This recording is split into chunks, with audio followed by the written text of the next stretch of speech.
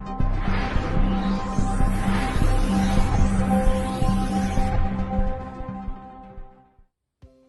there, my name is Matthew and I'm a member of the COVID-19 support team. Thank you ever so much for accessing the latest instalment of our vlog series. Don't forget to subscribe to the channel and click on the bell button to be notified every single time that we upload a video if you haven't done that already. And with that being said and done, we'll jump straight into the content. Now, of course, the first thing we need to cover is vaccination as a condition of deployment. This is the second round of government legislation advising that workers within the care sector will need to be fully vaccinated in order to maintain their jobs. And in this case is particularly focused on wider social care, so that's supported living, extra care and home care. So the first thing we want to just talk about is that the first deadline is coming up on the 3rd of February, which is a week away from the date of this video's release. And that means that all staff that are offering CQC regulated services will need to be vaccinated with their first jab to be vaccinated fully in time for mandatory legislation to take effect. Now, if you suspect that any of your staff might be exempt from vaccination and they haven't already started looking into this, now is the time. Please contact the COVID-19 support team. Our contact details are in the description box below. We'll be more than happy to guide you on this and see if we can get you some advice on whether that person is exempt. And then in addition to this, we have actually put a survey together that's been released here to fill out at the earliest convenience to give us an idea of what impact vaccination as a condition of deployment is going to have on your organisation and as a district. It's really important that we have this information so that we can identify any budding issues and support you to resolve them as quickly as possible. So if you haven't caught that already, or you can't find it and you'd like us to resend it, please just get in touch and we'll get it over to you. And then moving on from there, we are actually trying to support the sector in getting vaccinated, and we're doing this by putting pop-up vaccination sites around the district. We've had a good bit of feedback on this already, as a few have been ongoing, and we're getting sort of a good uptake from people going over and getting their first, second or booster vaccines.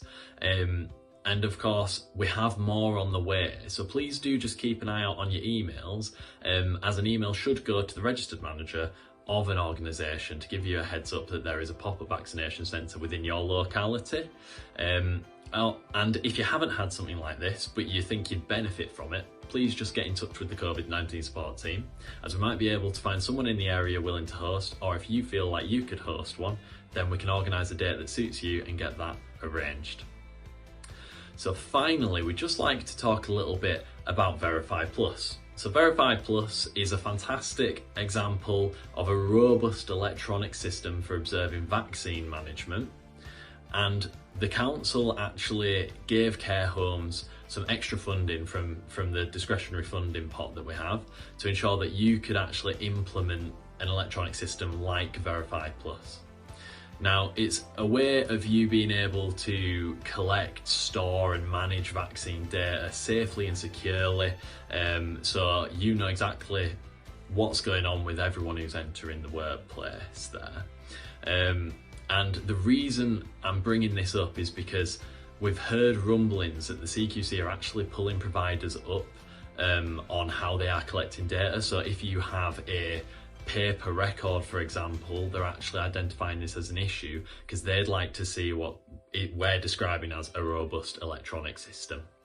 So if you're unfamiliar with VerifyPlus, please do check out the link in the description box below, watch the video about how the system works and speed up that process for yourselves by getting it sorted for your organisation. Now, you might already have a system in place as well, but while it is essentially free to you as a care home, it might be worth just trialling it anyway, because if you find that it's a little bit easier, then in the long run, that's a massive win. The central government have announced that they're going to be easing some of the restrictions within social care as a result of some positive news with regards to booster uptake. So it's going to mean some changes to visitations within care homes. It's also going to mean some changes to self-isolation periods. But we have been assured that it's been done you know, with safety in mind for those providing and those receiving care.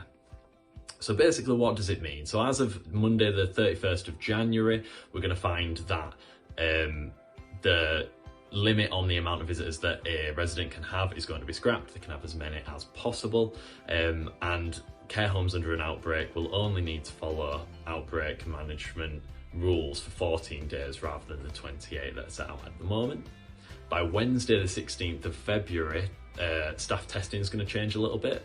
So a staff member can take an LFT before they attend work, and as long as it's negative, they're good to go, and that's going to be replacing the weekly PCR testing that we currently have in place. And of course, there are some slight changes for those in receipt of care, meaning that self-isolation periods are going to be reduced from 14 days to 10 days for those that have tested positive, with further reductions if they test negative on days 5 and 6 of that isolation period.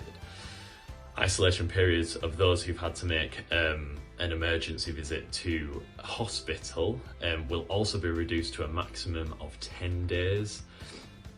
And also, anybody who's visiting outside of the care home will not need to be tested or have a self-isolation period upon return.